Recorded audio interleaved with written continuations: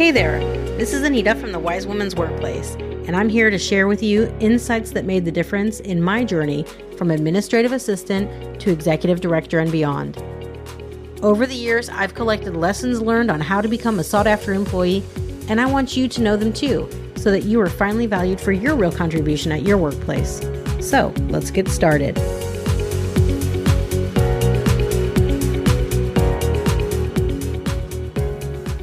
Hi, this is Anita Belitz from the Wise Woman's Workplace podcast. In today's episode, I want to speak to you a little bit about how to handle uncertainty at work. Through most of my career, I've experienced uncertainty, and all of us probably have, regardless of where you work. You may have experienced uncertainty due to external factors coming from things like market upheavals, like a financial crisis, or maybe a worldwide health crisis, or maybe your company was in the news for all the wrong reasons.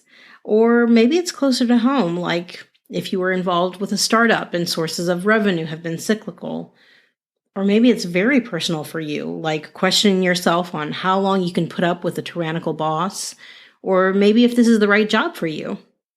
Regardless of the source of the problem, uncertainty can be very hard to deal with, making you worried, making the office environment very heavy or unpleasant, and making you want to avoid going to work at all. Well, like I said, I've had to deal with uncertainty at various points in my career.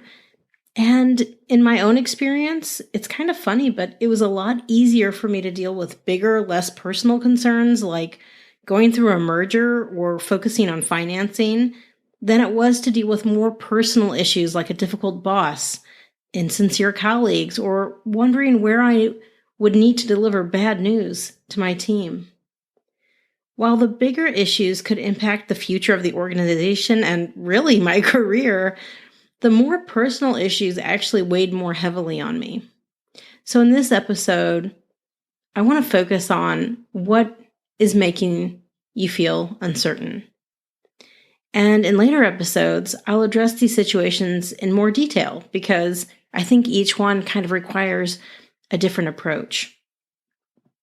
So what I would like to start out with is the idea of inside, outside, and all around. So the first thing is, if you're feeling uncertain about your job, like the kind where you don't want to go into work every day, maybe this is what I would call an inside issue. This is something that could be coming from feeling unsatisfied with your job, not really knowing what your purpose is, thinking about the relationships that you have, and if you feel that like they're fulfilling, or maybe is, the purpose that you have behind your job. Is it something that's important to you? It's normal over the course of your career to start asking yourself some questions. Maybe you started out this career because you kind of fell into the job. I mean, that happened to me when I first got out of school. I just basically was looking for any kind of a job that would give me a salary. And I wasn't so picky about where that was coming from. I had some certain criteria, but I didn't really know that I wanted to have a certain direction in my job. So I was very open.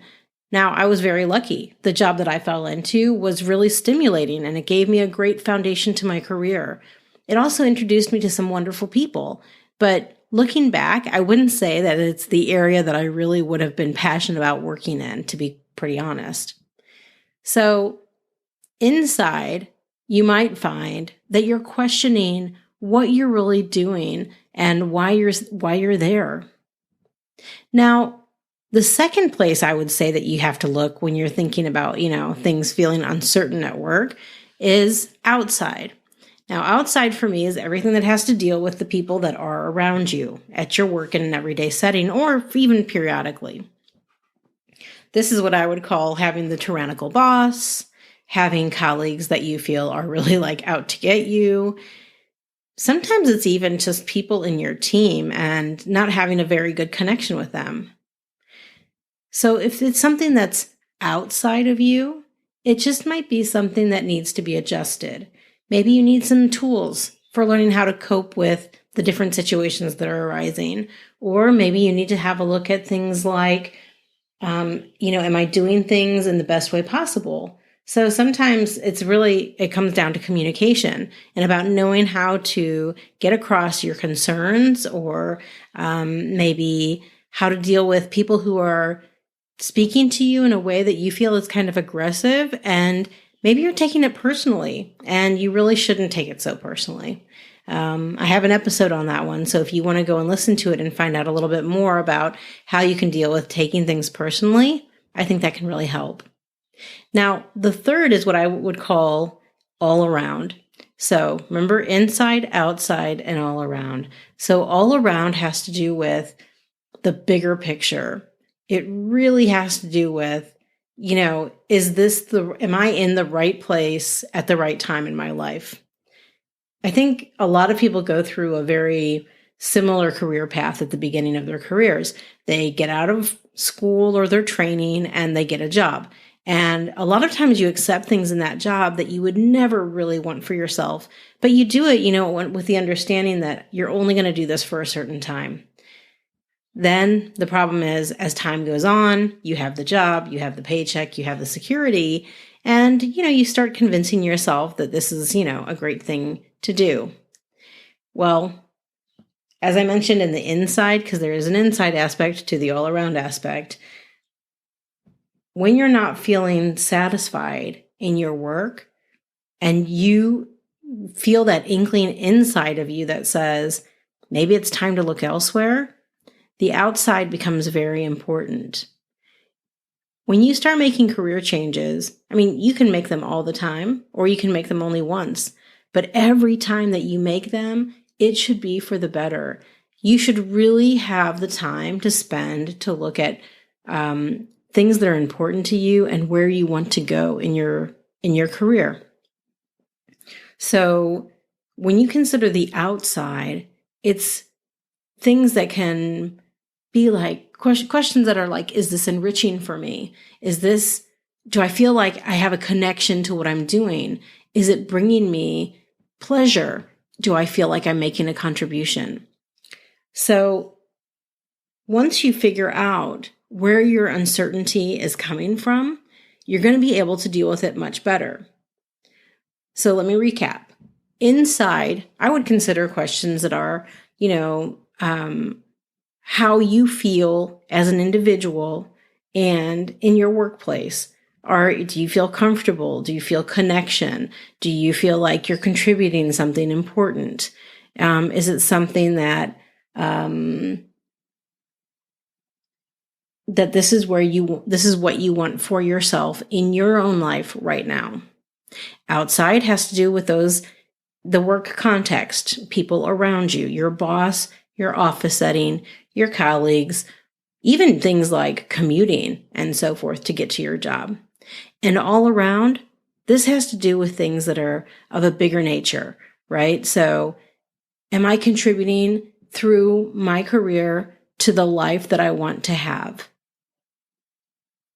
Now, remember, I'm going to go in more detail in future episodes on how to deal with each one of these. But for the moment, if you're feeling uncertain, the first step is to determine why you're feeling uncertain, what specific area is really causing the uncertainty. Okay? So if you would like to be informed of new episodes as they become available, don't forget to subscribe to the podcast.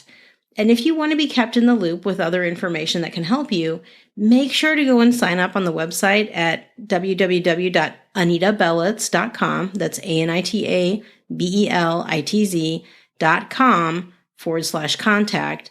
And I'll be able to update you about opportunities which will help you in your career, which I only make available to my wise women. So if you really want a career and life that makes you happy, please be very mindful of what you're doing and take deliberate actions. Make sure you're always looking after yourself, including in your career, and don't just survive, take steps to thrive. I look forward to speaking to you again soon. Until next time, may you be healthy, wealthy, and wise.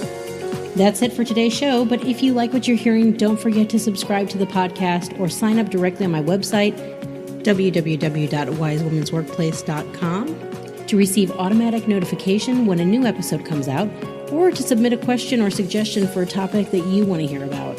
I love sharing these tips on how to become a sought-after employee and to hear how it's making a difference in your lives. So thank you so much for listening. There are many more helpful tips on the way. Until next time, take care of yourself and be wise.